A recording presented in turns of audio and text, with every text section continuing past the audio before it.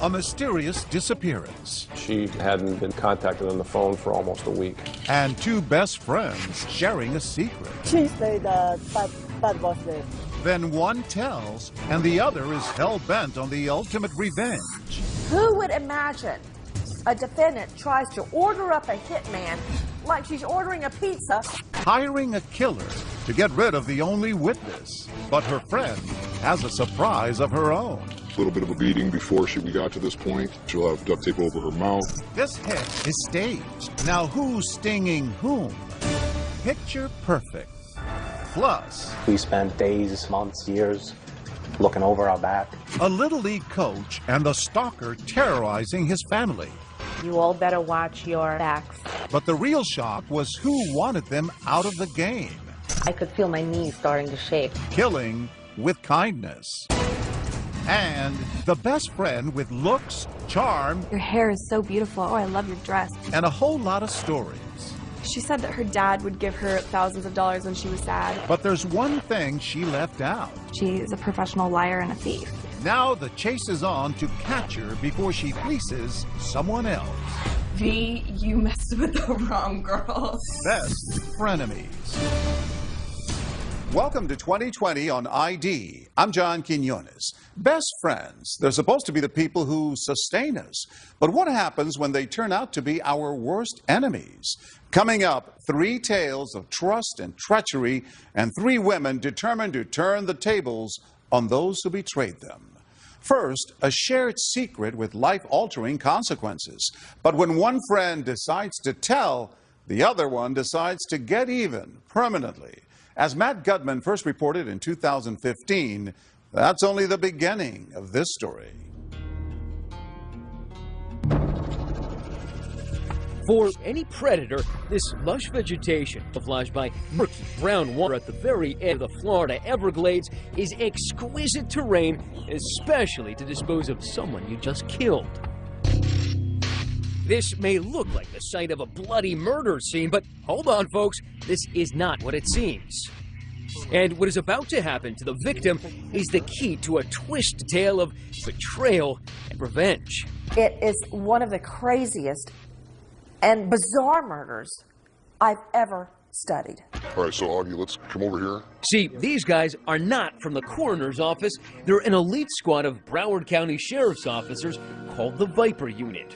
They've given 2020 unprecedented access to this elaborate sting designed to foil a murder plot against this woman, Maria Calderon, who's just become one of the walking dead.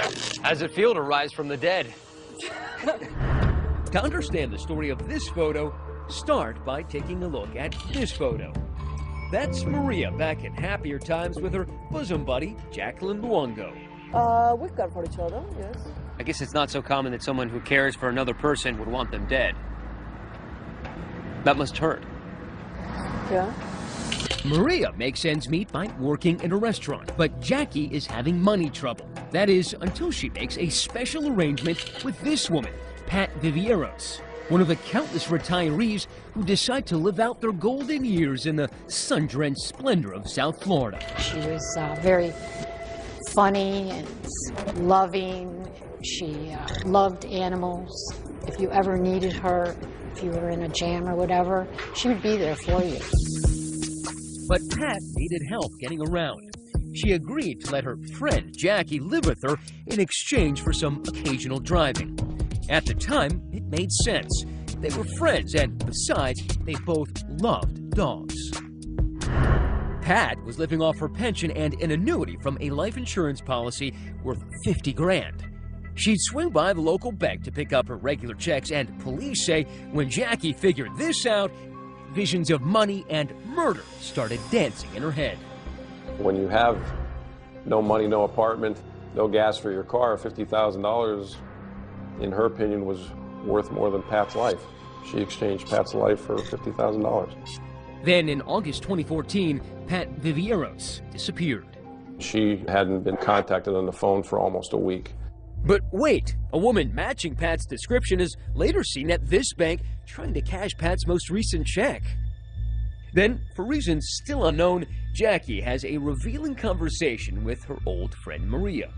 She said that Pat was dead. Pat was dead. Yes. Did you realize it was a confession when she told you? Yes. Why did Jacqueline spill the beans to Maria? She thought she could trust Maria. But if Jacqueline thinks her friend is loyal enough to help her get away with murder, she's profoundly mistaken. Instead, Maria calls the cops, telling them Jackie can be found behind the wheel of this banged-up Toyota Solara. Pretty big break. Yeah, it was. Once that tag is run, the alert's coming back to a vehicle that we're looking for, potentially somebody involved in a homicide that we need to interview. Cops, including veteran Broward County homicide detective John Curcio, head straight to Pat's garden apartment. There may have been a small struggle in the bedroom, but one of the dressers was kind of knocked off to the side, out of place, but it wasn't like there was a huge altercation. The officer, going in the closet is what found her in a garment bag, and she was in an advanced state of decomposition. Sign of strangulation, pillow? Well, her head was entirely encased in tape. Like mummified? That'd be a good description. We still don't know how many days she sat, decaying, decomposing in that closet. Think about it. She just didn't deserve it. I mean, that's just the bottom line. The coroner would officially say Pat died of asphyxiation. Jacqueline is tracked to this cheap motel and arrested. Her body, cops claim, shows signs of a struggle, as well as evidence of some criminally mediocre tattoo work. Curcio says he knows Jackie did it, and why. Hide the victim's body as long as possible and keep on accessing withdrawals from the life insurance policy. She's actually purchased a wig so that as she's attempting to cash checks, she's a blonde female rather than a brunette. Remember that bank video? Guess who? So she's impersonating the person she killed. She's impersonating the person she killed whose checks she's trying to cash. Jacqueline Luongo puts on a wig to look like Patricia. That's video the jury will certainly appreciate. New details on a disturbing discovery in Deerfield Beach. As the bizarre murder makes the local news, the sheriff's office has arrested a woman they say killed her roommate and then tried to hide her body. Jackie is charged with murder. But Jackie decides to ignore her right to remain silent. Instead, cops say that from behind the walls and concertina wire of the Broward County Jail, Jacqueline Luongo begins concocting a diabolical legal strategy. She was actively soliciting within her cell a group of people. Does anyone have anyone who could help me remove a witness? Craig Brown runs the Viper unit. He says one of their jailhouse informants has tipped them off. Jacqueline is planning another homicide. I feel like you'd want to keep that kind of thing secret. You'd be surprised. You'd think that, but you know what? There's got nothing but time, and our suspect in this case was actively seeking to anyone who would listen. Hey, do you know anyone who may be able to help me take out a witness? That witness? Who else? Jacqueline's old friend and confidant, Maria Calderon. What could possibly cause this woman to want you dead so badly? Because in her twisted mind, she thought that with no witness, there was going to be no case and she can walk out. Now the Viper unit swings into action, and the sting is on. Hello, this is a free call from an inmate at North Broward Detention Center. The informant puts Jackie on the phone. She thinks she's been hooked up with a bona fide hitman named Neil. At lunch, no less, enjoying some of South Florida's best conch chowder. What's up, Jackie? Hey, Neil. Hey, how's it going? Just woke you up. But this guy's really one of Craig's guys. That's why we can't show you his face. She said you want to call somebody? Yeah. Well, what I wanted to talk to you about first is that I have some money in my property. As Neil finishes his meal, the caller orders off the menu. One dead Maria Calderon served cold. The negotiations begin. So you feel comfortable and you know things can be done right? I'll do half up front and half when it's done. So you know you're getting what you want. Okay. And, we talked about 2 and 2 though, right? I thought it was 4. Since the exact amount is $3,900. That's how much I have. Okay, so all right, call 4. So do 2 up front and the rest when it's done. Okay. The deal is sealed, and apparently so is Maria's fate. For just under $4 grand, one murder coming right up. And Neil adds one final touch. When it's done, I was going to show you pictures so you know that it's done. Okay. So you're not going to see it on the news, so I'll take some pictures and you can see the pictures so you know it's done before I get the other half. The Viper unit is playing its mark like a Stradivarius. And before the music stops, Jackie will face the fake hitman fake lawyer, and a fake corpse. Kind of a crazy thing to have to do, right? And a very real reckoning with justice. I just love it when a killer's plan all fits together. Stay with us.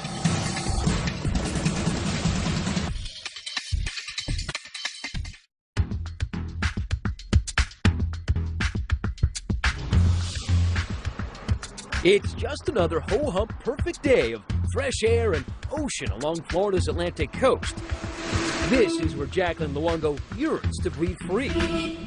Instead, she's doing morning calisthenics inside the Broward County Jail, charged and held for the murder of her roommate Pat Vivieros, and police say her South Florida crime spree is far from over. It's all or nothing for Jacqueline. From jail, she's been trying to hire a hitman to take out the state's prime witness, her former friend, Maria Calderone. I think Jacqueline's mindset was, if I remove this witness, there's no one to keep me in jail. But the Broward County Undercover Viper Unit has hatched a plot of its own.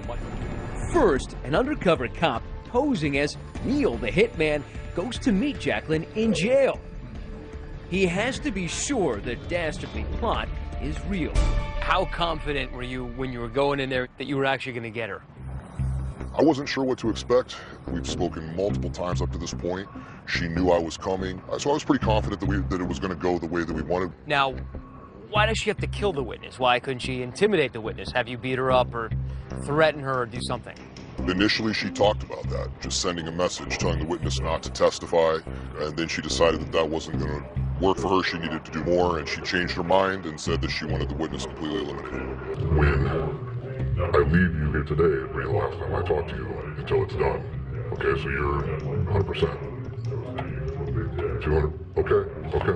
While his undercover camera rolls, he jots down the details every hitman needs. Short brown hair, Hispanic, 200 pounds. Okay. The game is afoot. I plan on doing this Saturday night. Call me Saturday night. I'll let you know, yes, we're good. I mean, who would imagine a defendant tries to order up a hitman like she's ordering a pizza behind bars? Not knowing whether Luongo contracted other hitmen to kill Maria, the deputies move quickly. We are there the night they go to brief her on the situation, which they insisted on doing off camera. All right, so we just left Maria. What did she say? She's in, surprisingly enough. She wants to cooperate. I think she understands how serious it is, and she's going to cooperate 100%. Were you surprised? Yeah, I thought it would take a lot more convincing. To have a murder, you need a dead body. Just hours after meeting Jacqueline, I'll just tape it together like that. Our fake hitman and the Viper team have a plan to fake Maria's death, involving a swamp, duct tape, and a bullet hole. Do you want a black eye? And some bruises, or he may be on... This has got to look authentic. So the Broward Sheriff's Office hires a professional makeup artist. And you want to make it look like she has been shot, but it's not too fresh. Right, a little bit of a beating before we got to this point. Now let's do her hands. She'll have duct tape over her mouth, so she was taken from someplace else, brought here, and shot here. So is that a specific color that's just meant to be blood, or can it be used? It's called real blood. It's called real blood. It's kind of a crazy thing to have to do, right? Oh, yeah. Stage your own death. After that quick visit to Marlboro Country, we'll let Maria do the blood. Maria is ready for her close-up. So they're applying even more blood right now. The whole idea here is to make this murder for hire look as convincing as possible. And right now, I gotta say that Maria looks pretty much like a corpse. There is a gunshot wound to the temple, forehead, an exit wound on the other side, dirt on her shirt, her pants, her hands are bound, and of course she's got that duct tape on her mouth. You've staged deaths before. Yeah. Put your legs this way. Put your mouth a little more.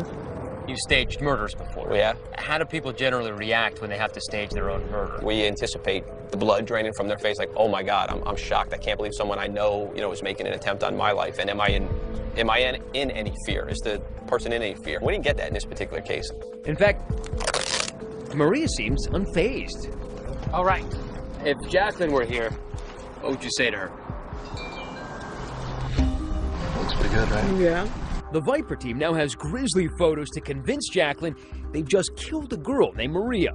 This is probably what I'll show her tomorrow. But would a real hitman risk a return visit to the jail?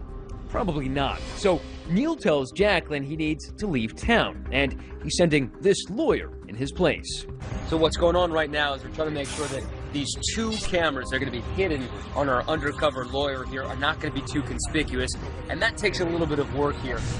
The goal is to get clean video and make sure that nobody else notices. Jackie ambles into the meeting nonchalantly. The lawyer makes a nervous introduction. I'm so sorry to bother you. I've been trying to track you down all day. I was on my way home. And I don't like doing this type of stuff, but Neil is... Well, he's Neil. He wanted me to have you right now. He gives me very specific instructions. The instructions? First, review the envelope with the ghastly murder photos. Did she react at all? At first she was kind of shaky when she started reading the note. And she opened up the second, third pages, she's kind of looking at the pictures and she's kind of nodding her head and just like a acknowledgement. Yeah, she definitely, yep, looks good. All right, perfect. Wow. Then sign off on them, literally.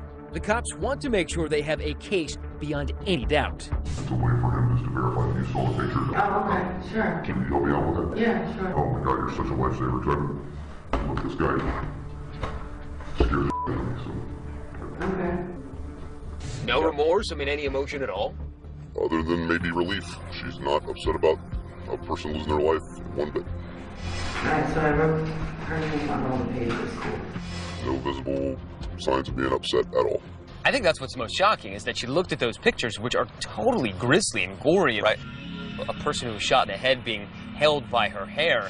It didn't blanch, didn't stumble. This is someone who you had a relationship with, you were close with. And to have no effect, whatsoever, I think it really shows the mindset of the criminal. It says, I really don't care about anyone else. I'm just worried about my freedom and trying to beat my charge. Hello? Jackie. Afterwards, Jackie even calls her hitman to thank him for a job well done. Hey, how's it going? How did it go? Did he show you the pictures? It was good. Yeah, I saw what he showed me and everything looked good. Okay, are you happy? Yeah, 100%. Okay. One more satisfied customer. When Luongo calls the hitman from the jail to tell him what a great job he did, it's like she's giving him a review on Yelp. Jackie is positive that with Maria gone, she'll beat the rap. You think that's going to help? Oh, yeah, no, definitely, yeah, because that was the only person that was going to say anything. Okay. All right, well, if you're happy, I'm happy. I'm definitely happy. But surprise, surprise, just 2 weeks later, Jackie is slapped with new attempted murder charges. Solicitation to commit murder and tampering with a witness. Combined with her previous charge in the murder of Pat Vivieros, if convicted, Jackie is facing the death penalty. She declined 2020's request for an interview. Maybe after getting bitten by the Viper unit, she's decided she's done enough talking for now. When you put 12 in the box, this case it's like tied up with a bow and sitting on top of the Christmas tree, for Pete's sake, for the prosecution to just take down and hand to the jury. It is extremely rare to be handed a case like this on a silver platter. As of 2015, Jacqueline Luongo is still awaiting trial for both the murder of Pat Vivieros and the attempted murder of Maria Calderon. She has pled not guilty to all charges. When we come back, a family terrorized by anonymous letters. We spent days, months, years looking over our backs. And the uneasy feeling the stalker is someone they know. I know where your wife goes every day. I know where your daughter goes to dance school. I was afraid. Stay with us.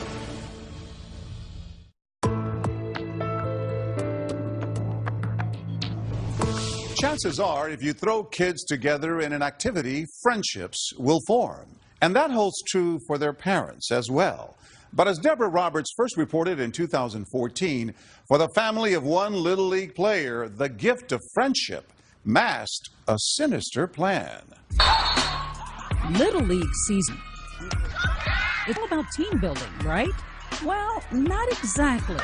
Lately, it's a spectacle that seems to be on instant replay. Oh my God! Nearly every weekend, perceived bad calls leading to bad behavior. But it's not kid athletes who belong in the penalty box. Stop it, guys! It's their parents. Fists. Four-letter words. Free-for-all brawls. Ooh, he just got slam dunked. And what about this out-of-control dad, so fearful his son's losing a wrestling match, he shoves a 10-year-old clear across the ring? Really? But the MVP Most Vicious Parent Award may very well go to Janet Chiuzzi. She may look like an unassuming suburban stay-at-home mom, but for more than a year, she secretly terrorized her Long Island, New York neighbors. We spent days, months, years looking over our back. It all began one summer. John DeMasi was coaching his son Dominic's baseball team when an angry letter was sent to the league board claiming DeMasi was playing favorites. It was just an anonymous letter sent how wrong I was coaching the team and how bad we were. Then there's another letter and another letter. Who could be so spiteful? Month after month, the letters kept coming.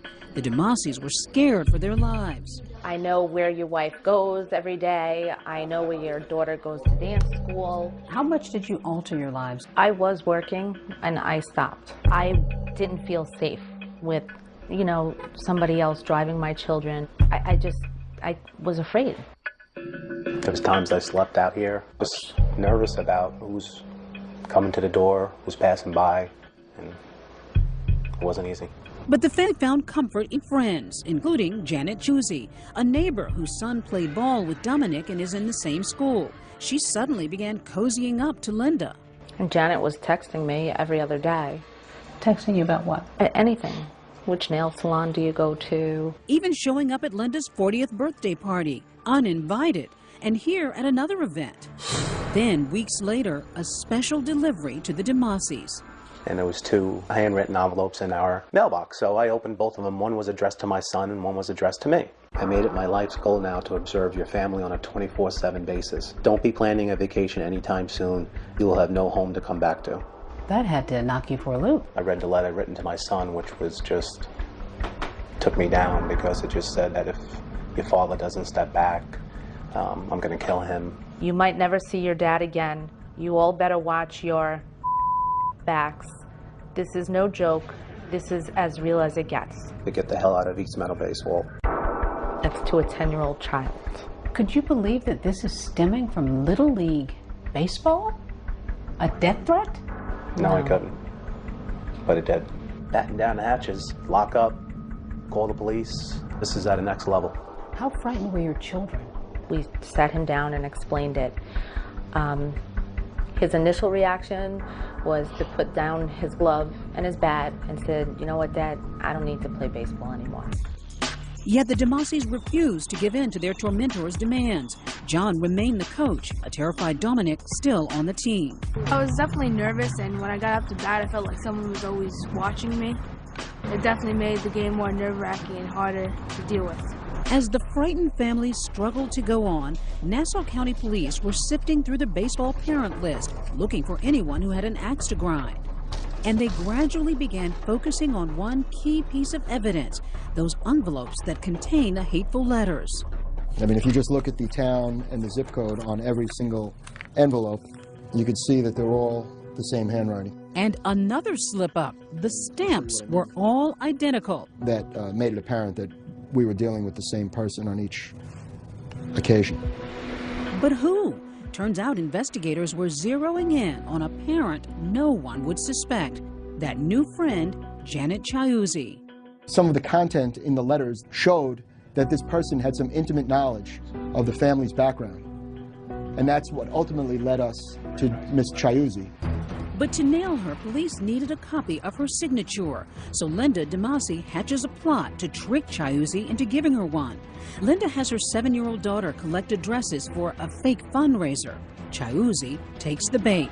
The way she wrote East Meadow, it was a certain way, and I could feel my knees starting to shake as I was standing there, and I couldn't believe it. A chilling discovery. Linda knows beyond a doubt that her so-called good friend was harboring some bad blood. So suddenly you knew that Janet Chiuzzi was behind it. It was like a wave just came over us. 48 hours later, police matched the samples. They had their woman. New this half hour, a Long Island mother arrested, accused of bad behavior. Janet Chiuzzi was arrested, charged with stalking the DeMasi family. And she made a full admission to her authoring all the letters and making these malicious accusations. But what could lead a parent to threaten to kill another? Chiuzzi told police she was angry because John, as coach, didn't choose her son for the Little League travel team. She pled guilty and was sentenced to 60 days in jail and ordered to stay away from Dominic DeMasi. In a statement, her attorney says his client was genuinely remorseful and recognized the seriousness of her crimes. For the DeMasis, justice. But what they didn't get was an apology. I wish that as a mother she could look at me and say, I'm sorry. I'm sorry I did this.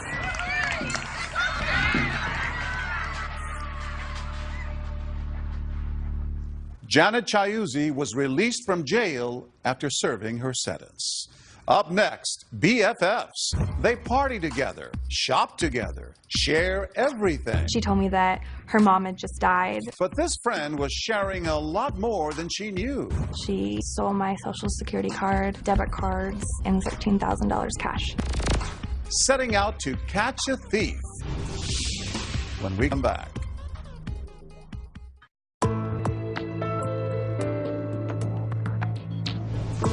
She got their trust. Then she was suspected of getting pretty much everything else. Money, credit cards, even a passport. That's what a slew of young women say about the woman they thought was their BFF. In 2014, Chris Connolly followed her on the run over months and thousands of miles, leading some to ask, with friends like these, who needs enemies? Can we just pretend? Seems like few could set it off in a club like 24-year-old Vichka Lee. Over the top for everything. Rocking a micro mini with looks to thrill. A lot of crop tops, tight pants, sexy. The woman who called herself V enjoyed life on the dance floor. She loved dancing, drinking. At hotspots in and around Portland, Oregon. She likes attention. She liked to stir stuff up, right? Yeah. V's relentlessly over-the-top attitude had its offbeat appeal for young women like Sonia. I mean, I didn't even know the girl, and it was like, oh my God, I love you. We need to hang out again. For Leilani. She uses her cuteness to make friends and boyfriends. And for 22-year-old Taylor Nunes. This aspiring pastry chef says that at the start of their 4-month friendship, V was sweet as pie. Your hair is so beautiful. Oh, I love your dress. Oh, your skin is so nice. Okay, that's like a lot of compliments. Away from the bright lights and loud music, Taylor and others would come to suspect that V was a serial identity thief and that she and her famous duck face liked to stick her pals with the bill. She was really good at telling her lies. She's a professional liar and a thief. Despite early misgivings, Taylor became pals with V, who had money to take her shopping. She'd even consoled Taylor after the death of her beloved Chihuahua, Leopold. After that, she was constantly there for me, and so I thought I could trust her. Before long, V had picked out an apartment for the two of them to share. So obviously both your names are on the lease because you were renting it together. Should have been. She doesn't have rental history, so her name couldn't be on the lease. That's what she told you. That's what she told me. Pretty soon, strange things started happening. $400 in unfamiliar charges turned up on Taylor's credit card. Then on a shopping run, V flashed some big-time cash. And she was buying like $2,000 worth of bedroom and house stuff, and she was going through her wallet, and there was so much money in there. Only 24 hours later, when Taylor checked her bedroom for the money, did she have an idea where V had gotten all that cash? She stole my social security card, debit cards, and stole $13,000 cash. So right in front of you, Yeah. she was buying stuff with the money she'd stole from you 24 hours before? Yeah, I knew that it was her who had to have taken it. This is my bedroom. When Taylor took us to the scene of the alleged crime, her feelings of violation and betrayal were still vivid. I was so distraught, I couldn't even stand on my own 2 feet. I felt like my whole world was falling apart. Along with Taylor's life savings, something small but precious to her was also missing. My really expensive hair straightener, and she'd been the only person in my room. Why aren't you telling her to get her behind out of your apartment toot sweet? I was so overwhelmed. I didn't know what to do, what to say. I was a mess. I was in tears. I was crying so hard, and she was trying to convince me that the previous tenant could have still had the key and they could have come into the apartment and gone through my belongings. Like, most fabricated stories ever. But I was so distraught, and this was supposed to be my best friend. In days, V had gone from best friend to frenemy deluxe. Now she was gone, period. She said she was going to go to LA for a week. That was 3 months ago, and still no V.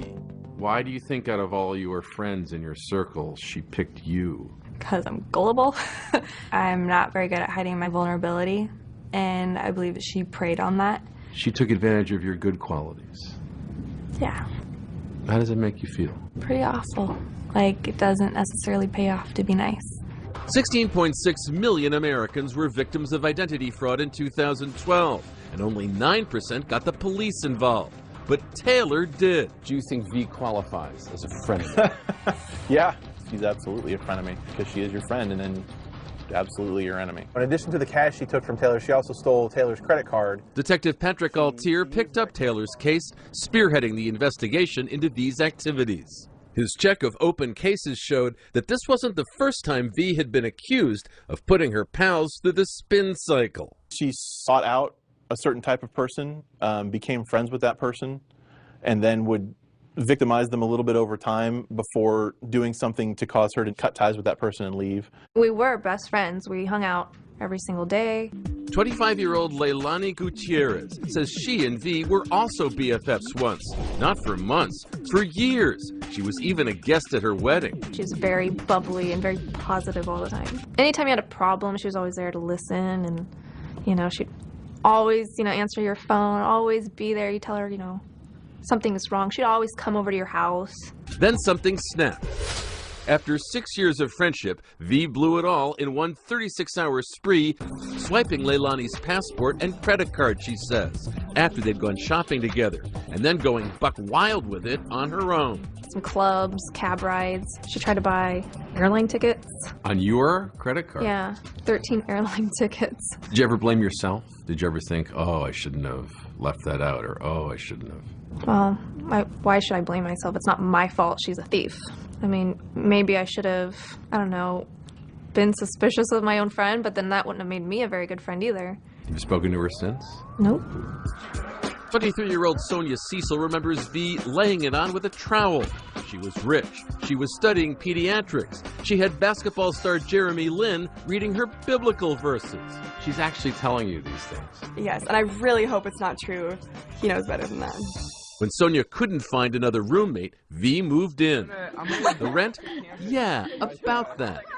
V ditched months later, leaving $3,600 unpaid. What happened to that friendship? When you think that your friend is lying to you for an extended period of time, it just dissolves. This is all of her bedding. To help track down her former friend, Taylor went from victim to crime fighter, at Detective Altier's request, even getting V on the phone. Taylor was an amazing person to work with as far as victims go. Taylor confronted V about the credit card. She admitted to everything for that. But when Taylor couldn't lure V back to the apartment, where she'd be arrested, she went public, like for this report on local news in Portland. Deputies need your help finding a young woman who weasels her way into friendships just to steal thousands of dollars. I don't ever want anyone else to feel what I had to feel. She stole my trust. She broke me. She could be doing this right now. Probably is. It needs to stop. With V on the run, we brought these three women together, now united in their crusade against V. But even with the law on her trail, V couldn't stop Instagramming her whereabouts and her crop-topped, cut-off physique. This is her at the Hollywood sign. How about this picture from Las Vegas? Her hair color keeps changing. We have all these pictures of her. They haven't caught her yet. How's that possible? Because I think it's just someone else to come forward and say, hey, she's staying with me right now. You think someone else has to go through what you went through or what Leilani went through? It doesn't matter because it's all too late. She's one step ahead of the game every single frickin' time. When we come back, who is V? Her sister reveals the family secrets and a stunning break in the case. She was in LA.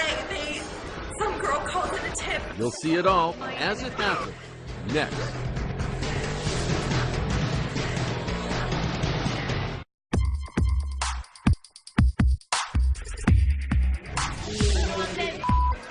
Scenes from a life on the lam. Vishka Lee, known as V, flashing dance moves and poses from Vegas to LA on Instagram, to a host of one-time pals from Portland whom she'd allegedly ripped off for tens of thousands in cash, trips, and luxury goods. Happy Halloween, suckers! I stayed home on Halloween because I was too upset because of her. Because I couldn't face going out because I hate her so much. Taylor Nunes says she lost everything to V, from her $13,000 in life savings to her $200 hair straightener. But Taylor fought back, setting up a Facebook page dedicated to finding V and getting Detective Patrick Altier to look for V in Portland, Las Vegas, even Los Angeles. Sonia Cecil felt certain V's last dance was drawing near. We're gonna find her. Where can she run and hide? Come on. You got this. You're the reason she's gonna get caught. So when she's in jail, you can go visit her and just laugh in her face. V spinning a web of lies large and small. She said that her dad would give her thousands of dollars when she was sad. She told me that her mom had just died of breast cancer. So who was the real V Lee? This person had the answers. V's estranged older sister, Marie Lee, who can recall the horrors she saw before her family fled war-ravaged Cambodia. Maybe she's not endured life like I am, where witness death in front of you. And V, she never saw these things. No. V's parents struggled to succeed doing farm work and wanted their daughters to live the American dream. For V, her sister says, it was more like American hustle. I don't think she wants to work.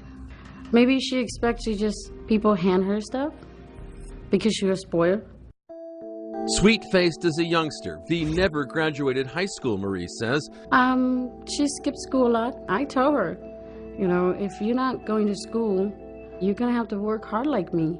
Marie, what would she say when you told those things to her? She just brushed it off. It's more like, oh, whatever, it's none of your business. You're just my sister, you're not my mom. So for me, I just have to back off. Still, when V told her sister she was having boyfriend issues, Marie took her in, offering room and board in exchange for some nanny work. But then, one night, when Marie and her husband went to check their hidden lockbox, to their horror, they discovered $10,000 they had saved was missing. My husband screamed from upstairs. He's like, money's gone. My heart just dropped. So I said, did you take my money? Sure, she denied it. Who else have access to my room but you? Did she stay in your house after that? No, she never come back. If you can't trust your sister. Yeah, you can't trust anybody. Now V is on the run. Wanted in 2 Oregon counties for forgery and identity theft. V deletes her social media accounts. Location unknown. On the evening of November 12th, Taylor feels certain that V will hit some big city clubs for her birthday the following night. She's gonna find as many rich people to hang around as possible and celebrate her birthday. Yet at that same moment, 1,000 miles to the south in Los Angeles, V's newest friends, Jamie Charon and Margot Valet, have grown suspicious of the club-hopping, money-mooching, teller of tall tales young woman who's been crashing on Jamie's couch. When they Google her name, the women are flabbergasted by what they find. There's Facebook pages that are dedicated to finding her, Twitter accounts. Immediately I look at Jamie and I said, this girl is psycho. Like, there's something wrong with her completely. So we called the cops.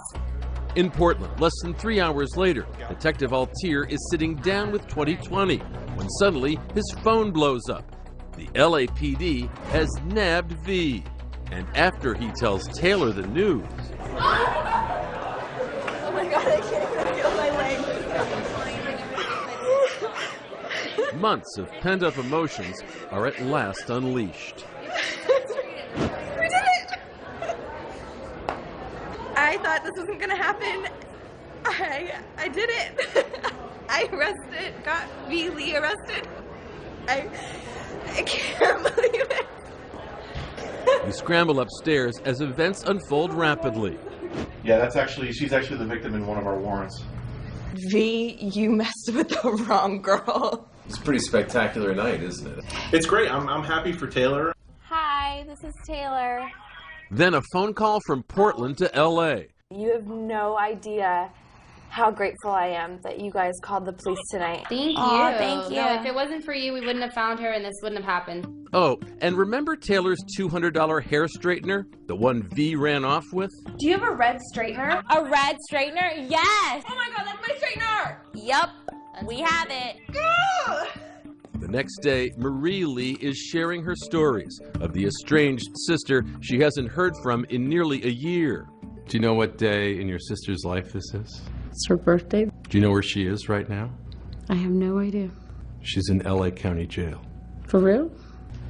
She was arrested last night in Los Angeles. Oh my God. She has to pay for what she did. She needs to admit it that I need help. There's no excuse. We're gonna have so much fun carrying this up 3 flights. And with 2020 footing the bill and Detective Altir's okay, a box from LA arrives at Taylor's house. Taylor, Leilani, and Sonia sort through it for their stuff. And sure enough, there's the item that means so much to Taylor. Look what we got, ladies! Is that your straightener? That's my straightener! These are the shoes that V bought with my credit card and was wearing around in my house.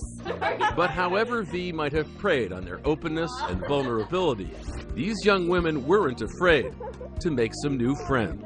We'll toast to V for our new friendship and group hugs.